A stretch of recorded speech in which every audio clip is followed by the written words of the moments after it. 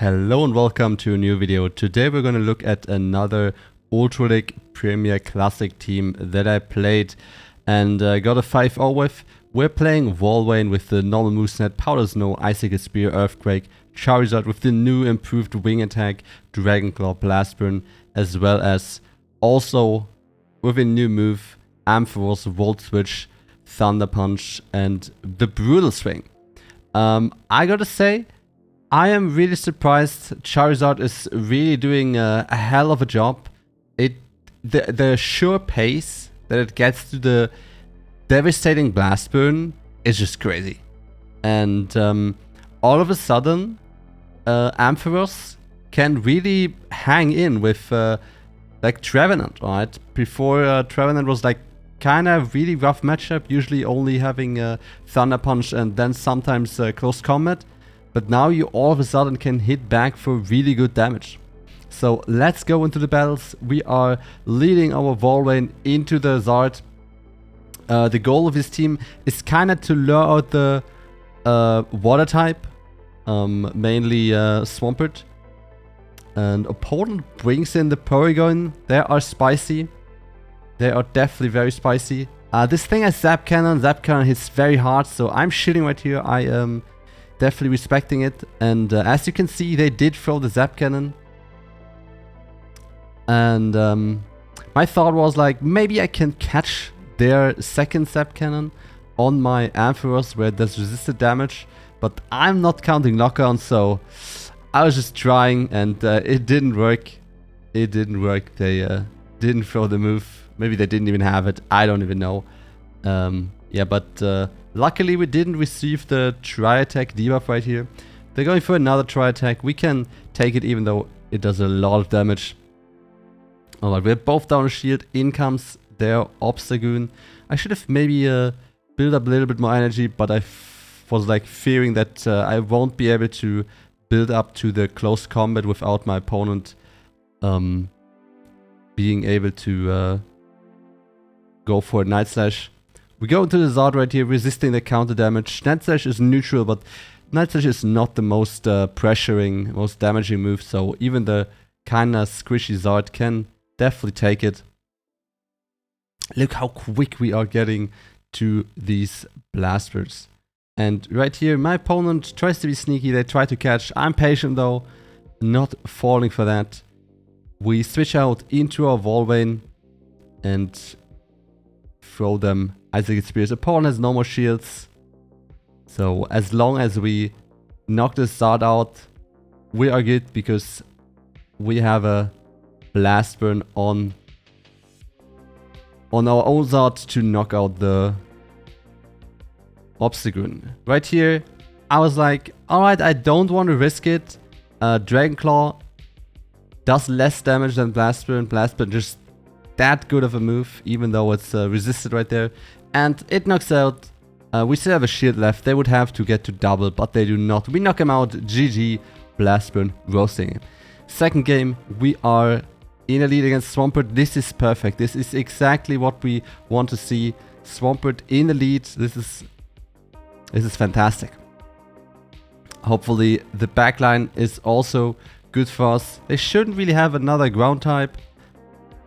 So Ampharos looking kinda hot. I'm shielding. Alright, I think in the previous video I was also usually respecting the Earthquake, especially from a Shadow Swamp.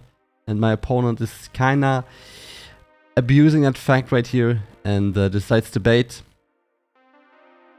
And in comes the Snorlax.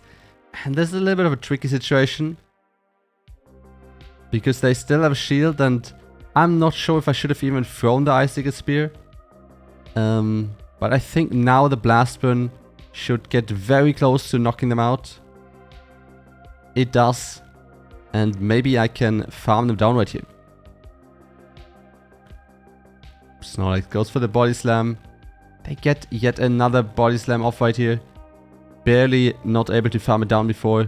But the next... I think they're lagging right there. Looks like. Opponent brings in their own Zard, and as I said before, Blast Burn does more total damage. And look, it's a shiny Shadow. Look how much damage we did right there. And Those wall switches are chunking away from the HP. The blast burn in return also is almost knocking us out. Opponent switches in. We go for the brutal swing. They shield because they are just that low HP. And even if this is an earthquake, we can take it. It's not in KOing range. We go for another Icicle Spear. And that's gonna be game with the Zard being at like 1 HP in the back. GG. Alright, another Swampert. All the Swamperts are out to hunt the Zard leads. Luckily, Zard is in the back in our team. Once again, we're gonna respect the earthquakes. This is something that is potentially scary for our team, so we want to take this out. Opponent throws the earthquake. Good for us. Good that we shielded. Building up a lot of energy right here before throwing the move.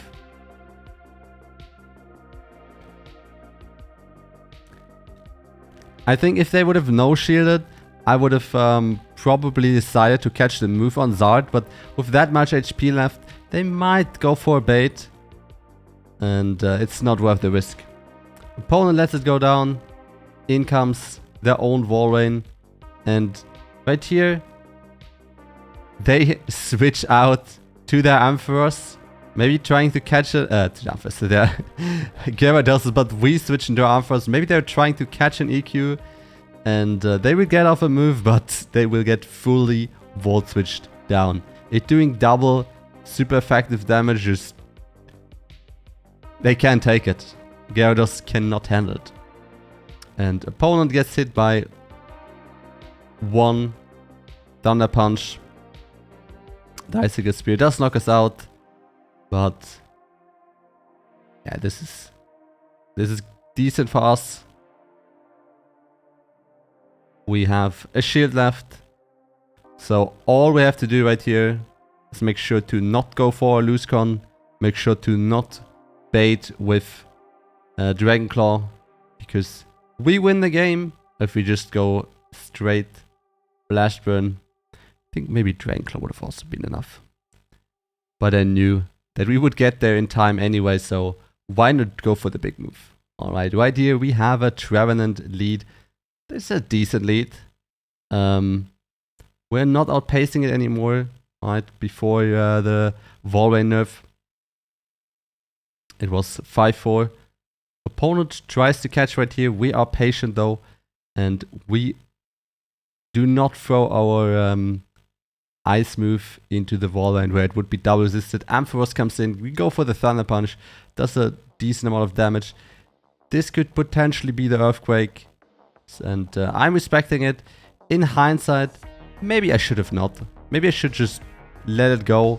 I have two decent answers against their Trevenant. So this is actually not as important for me to win this matchup. And I kind of dislike this situation right now. In comes this Swampert, and this is gonna get iffy. This is gonna get iffy.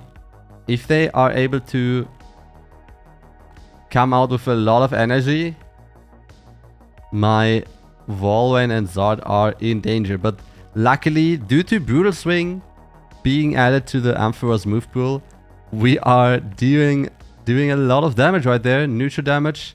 And it seems like they are not at the Earthquake yet. We knock him out. We go for another Icicle Spear against the Trevenant.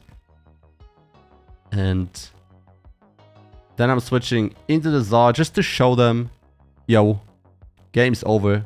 And they realize it. And top left, GG. In comes a Muk in the next game. I'm switching out. We want to lure out the potential Swampert. Opponent does not switch out, however. Stays in. We're gonna no shield. Dark Pulse. It's gonna do a bunch, but it's non-stab. In comes the Trevenant, and this is where the Brutal Swing really shines. Brutal Swing is a two-shot.